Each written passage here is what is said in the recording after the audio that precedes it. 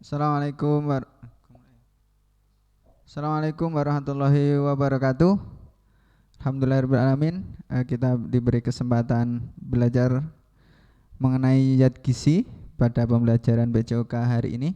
Nah, kali ini saya mengambil materi dari Departemen Gizi Kesehatan Masyarakat FKM UI. Nah, di sini membahas mengenai zat gizi, karbohidrat, lemak, dan protein. Nah, sebelum kita mulai, mari kita berdoa. Semoga pembelajaran hari ini lancar dan bermanfaat untuk kita dan lingkungan kita. Berdoa, dipersilahkan. Bismillahirrahmanirrahim. Raditu billahi rabba wa bil islami dina wa bi muhammadin nabiyya wa rasulah. Rabbi jidni ilma warzuqni fahma. Oke, kita mulai perkenalan mengenai zat gizi. Zat gizi sendiri sebenarnya dibagi menjadi dua, yaitu zat gizi makro dan juga zat gizi mikro. Untuk zat gizi makro ada karbohidrat, lemak, dan protein. Zat gizi mikro ada mineral, ada vitamin, dan lain-lain ya. Untuk kali ini pembahasan kita mengenai zat gizi makro, ya, ada karbohidrat, lemak, dan protein. Nah, untuk pertama kita bahas mengenai karbohidrat. Nah, mungkin sampai sudah tahu karbohidrat apa saja. Nah, di sini karbohidrat adalah sumber energi utama bagi manusia dan hewan. Pada negara berkembang, karbohidrat menyumbang 80% total energi. Ini negara kita nih, Indonesia nih, membutuhkan 80%. Sedangkan di negara maju mereka hanya menyumbang 50%. Semua jenis karbohidrat ini berasal dari tumbuhan, dari umbi-umbian, dari biji-bijian.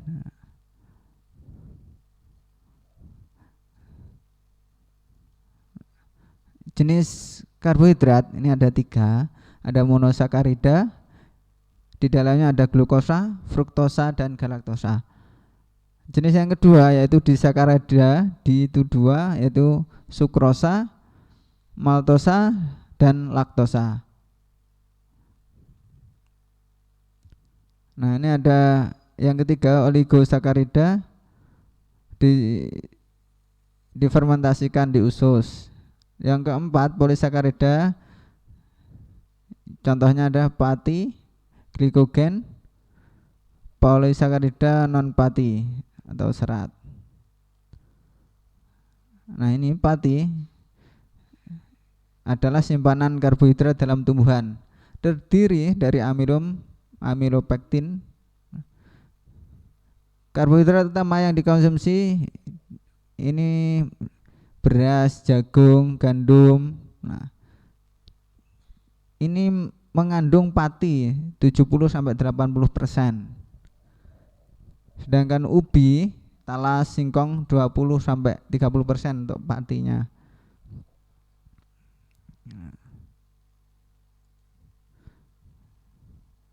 Ini sumber utama serealia, yaitu dari padi, gandum, jagung, dan hasil olahannya ada roti, ada tepung, ada mie, ada bihun.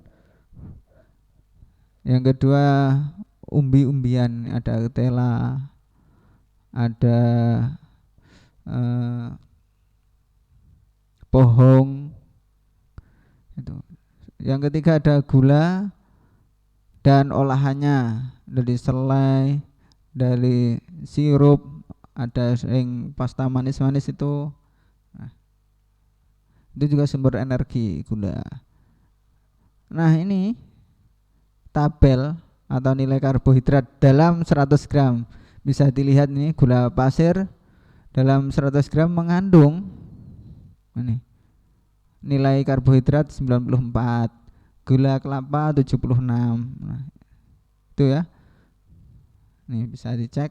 Ini tabel ini bisa dilihat ini dari sini, daftar komposisi bahan makanan Dapkes. Kalau pengen tahu lebih jelas lihat di sini ya nanti. Nah, ini untuk anjuran dari WHO, karbohidrat 55 sampai 75 dari total konsumsi energi.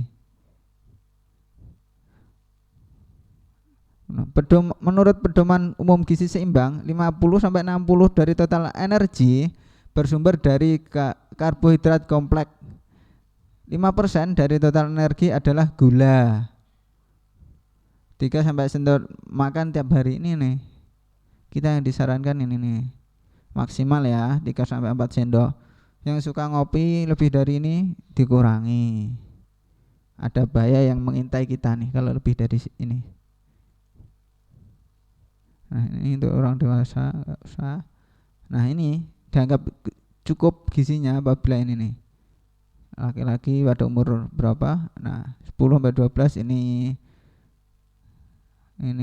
umur 13 sampai 15 bisa dilihat ini. Nah ini fungsi dari karbohidrat. Satu, sebagai sumber energi. Tadi sudah dijelaskan di atas ya, bahwa beberapa persen atau hampir mayoritas sumber energi itu dari karbohidrat. Fungsi yang kedua dari karbohidrat memberi rasa manis, tadi dari gula. Menghemat protein. Protein juga jadi sumber energi. Nah, tapi bukan yang utama. Nanti ada fungsinya sendiri untuk protein. Nah, ini fungsi dari karbohidrat. Satu, mengatur metabolisme lemak. Yang kedua, membantu mengeluarkan feses. Jadi biar yang setiap hari ada yang lancar atau yang enggak. Nah, kalau karbohidrat tercukupi atau seimbang, ini bisa lancar nih mengeluarkan feses. Jadi setiap pagi bisa keluar. Fungsi yang ketiga yaitu laktosa lebih lama tinggal dalam saluran cerna, sehingga pertumbuhan bakteri baik itu bagus. Nah, meningkatkan absorpsi atau penyerapan CA. Serat juga dapat menurunkan kolesterol loh. Jadi nggak boleh berlebihan juga. Tapi kalaupun seimbang nanti bagus, bisa mengurangi kolesterol.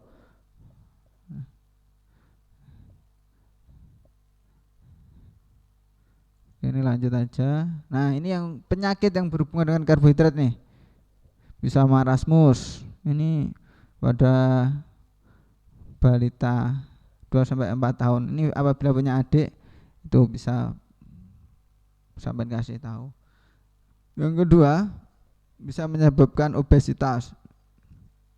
Kalau sampai kelebihan gula, kelebihan karbohidrat, ini rawan obesitas. Kalau obesitas banyak penyakit yang mengintai ya. Jadi kita harus makin hati-hati. Nih, selanjutnya ada penyakit jantung. Ada kanker usus, ada hemoroid, divertikulosis, konstipasi, laktosa intoleran, diabetes mellitus. Nah, ini banyak. Ini kasusnya di Indonesia tinggi nih, diabetes mellitus atau kencing manis. Ini banyak. Jadi diatur gulanya penting. Walaupun kita masih muda, kita harus tetap harus bisa mengatur ini. Karena itu nanti akan terakumulasi ketika kita tua. Nah, selanjutnya ini ada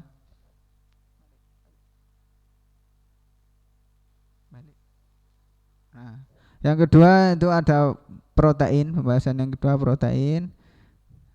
Ini protein ini dari Yunani adalah zat paling penting dalam organisme. Mengapa paling penting? Nah, nanti dijelaskan. Nah, ini nih protein 1/5 bagian tubuh ini ada proteinnya atau mengandung protein.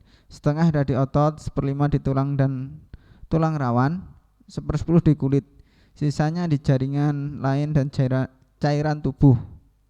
Nah, fungsinya nih semua enzim, hormon, pengangkut zat, gizi dan darah ini protein, ini mengandung protein.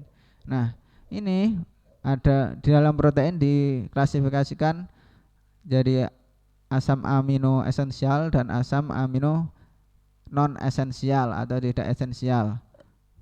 Nah, di asam amino esensial ini diperlukan untuk pertumbuhan dan pemeliharaan jaringan. Nah, makanya ini tadi dikatakan protein itu penting bagi kita karena ini nih pertumbuhan dan pemeliharaan jaringan kita oleh protein, bukan oleh karbohidrat atau bukan oleh lemak, tapi oleh protein. Nah, ini makanya ini diharuskan konsumsi setiap hari. Nah, sedangkan asam amino non esensial diperlukan tubuh untuk pertumbuhan dan pemeliharaan jaringan dapat disintesa oleh tubuh, hampir sama fungsinya. Nah, ini ada klasifikasinya: leusin, triptofan, prolin, serin. Nah, ini bisa dilihat nanti. Lanjut. Nah, berdasarkan sumbernya protein dibagi menjadi dua, yaitu protein hewani dan protein nabati. Nah, berdasarkan fungsi fisiologik, protein sempurna asam amino esensial lengkap ini dari protein hewani berfungsi untuk mendukung pertumbuhan badan dan pemeliharaan jaringan. Nah, ini sangat bagus atau penting untuk bayi, balita, ibu dan ibu hamil. Yang kedua, protein setengah sempurna asam amino esensial tidak lengkap dari nabati. Nabati itu dari tumbuhan, yaitu berfungsi memelihara jaringan tapi tidak mendukung untuk pertumbuhan badan. Ini dibutuhkan untuk orang-orang dewasa. Kalau yang umur remaja ini bisa mendukung ini untuk pertumbuhan, protein sempurna.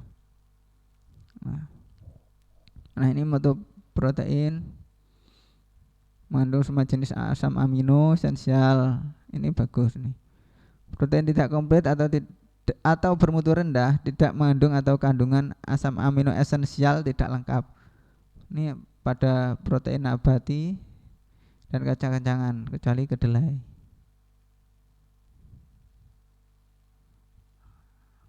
Nah, ini fungsi protein. 1.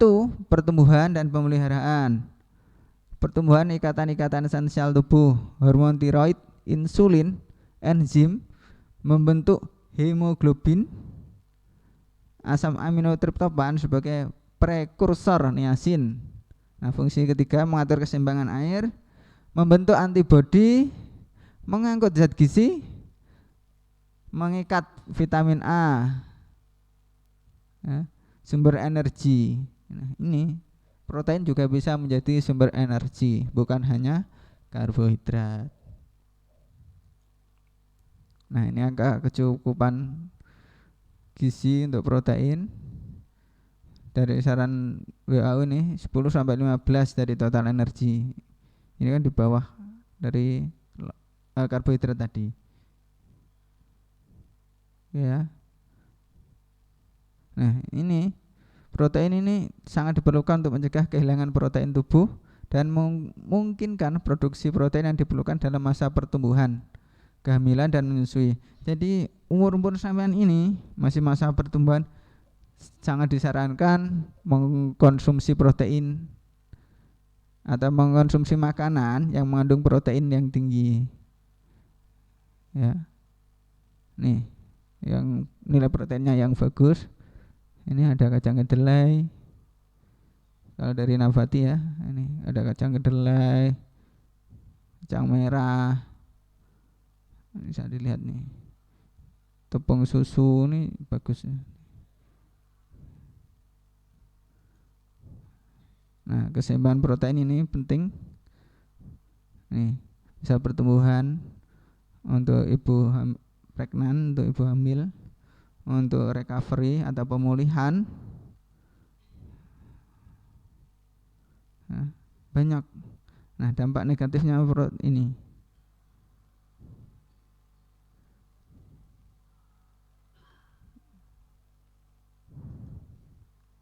Nah, ini penyakit yang berkaitan dengan protein ada kwashiorkor. Nah, itu ya. Kalau kekurangan protein bisa kwashiorkor tadi, juga bisa pertumbuhan terhambat gitu ya. Nah, selanjutnya zat gizi yang ketiga yaitu mengenai lemak. Jangan takut dengan lemak. Lemak katanya bikin gemuk. Nah, tergantung bagaimana kita. Apakah lemaknya atau cara makan kita. Nah, ini lihat dulu. Lemak adalah gabungan campuran dari berbagai asam lemak. Lemak jarang terdapat di alam bebas ini. Nah, lemak ada asam lemak esensial nih. Asam lemak esensial ini berfungsi untuk pertumbuhan janin dan bayi, pembentukan jaringan retina, sintesa lipida, prekursor senyawa eikosanoid. Ini seperti hormon. Nah, ini penggolongan lemak ada, atau dilihat dari sumbernya ya, ada lemak hewani dan lemak nabati.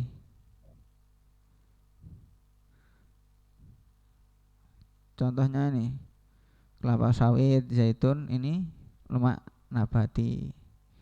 Kalau hewani banyak dari hewan-hewanan itu.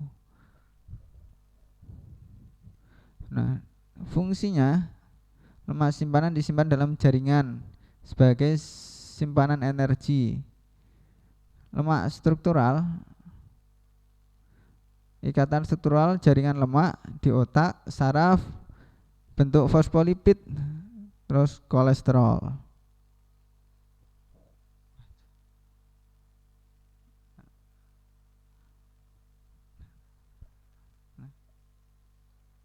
Nah, ini tadi ya. Nah, ini berdasarkan tingkat saturasi. Ini dibagi menjadi dua, lemak jenuh dan lemak tidak jenuh. Wah, mana nih yang berbahaya, mana yang bermanfaat? Nah, asam lemak jenuh terdiri dari rantai C yang mengikat semua H atau hidrogen. Asam lemak tidak jenuh mengandung ikatan rangkap. Asam lemak tidak jenuh tunggal mengandung satu ikatan rangkap. Asam lemak tidak jenuh ganda mengandung ikatan rangkap. Nah, ini fungsinya. Sumber energi. Sumber asam lemak esensial. Ini membentuk struktur membran sel, berkontribusi pada perkembangan otak. Ini lemak fungsinya juga penting loh. Nah, dilihat berkontribusi pada perkembangan otak, membantu pertumbuhan. Jadi jangan takut ketika makan makanan yang mengandung lemak, tapi dilihat, perlu dilihat makanan mana yang memiliki lemak bagus. Sebagai fungsi selanjutnya, sebagai alat angkut vitamin larut lemak, vitamin A, D, E, dan K. Ini vitamin A dari ikan, susu, vitamin E minyak nabati, provitamin A minyak kelapa. Itu.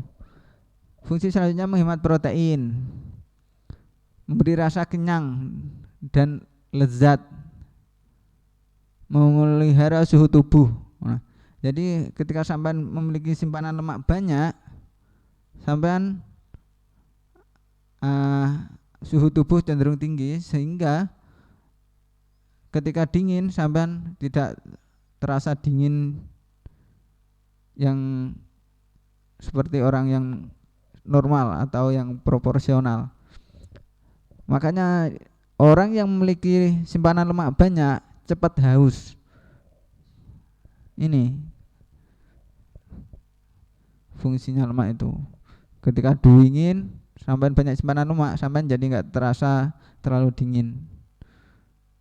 Fungsi selanjutnya yaitu sebagai pelindung organ tubuh. Nah, kebutuhan lemak yang disarankan ini 15 sampai 30 kebutuhan energi total. Nah, kalau dilihat dari skalanya, untuk energi karbohidrat, lemak, dan protein. Nah, 10% lemak jenuh, 3 sampai 7, lemak tidak jenuh. Nah, sumbernya tadi dari lemak nabati, kacang-kacangan, biji bunga matahari, wijen. Lemak hewani, nah ini lemak hewan dari gajah, keju, kuning telur, ya banyak ini nih lemak. Nah, ini lemak sapi, minyak kelapa sawit, minyak kelapa tuh. Nah ini kandungan kolesterol. Nah, penyakit berkaitan dengan lemak, apabila kekurangan lemak, defisiensi vitamin larut lemak. Nah ini terjadi karena tidak cukupnya lemak yang dibutuhkan untuk melarutkan vitamin A, D, E, dan K. Kalau kelebihan, nah ini kegemukan. Kalau kelebihan lemak ya, nilai IMT di atas normal. Nah, untuk melihat nilai IMT banyak tabel-tabelnya, bisa langsung dicek di Google. Ini ada hiperkolesterolemia, peningkatan kadar kolesterol. Ada penyumbatan pembuluh darah terjadi karena konsumsi lemak jenuh dan lemak trans secara berlebihan. Contohnya jantung koroner, stroke. Nah, ini karena kelebihan lemak. Nah, ini tumbang gizi seimbangnya pada tahun 2014 ya. Ini sarannya: makanan pokok, lauk pauk, buah-buahan, sayuran, hampir seimbang loh ya, sayuran sama makanan pokok. Ini air putih. Oke, itu dari saya. Terima kasih. Apabila kurang jelas bisa tanya lewat WA. Nomor saya sudah tertera di situ. Untuk tugas ada, nanti link saya share ke wali kelas ya. Sekali lagi, tugas ada, nanti link saya share ke wali kelas. Terima kasih. Apabila ada salah saya mohon maaf, dan wassalamualaikum warahmatullahi wabarakatuh.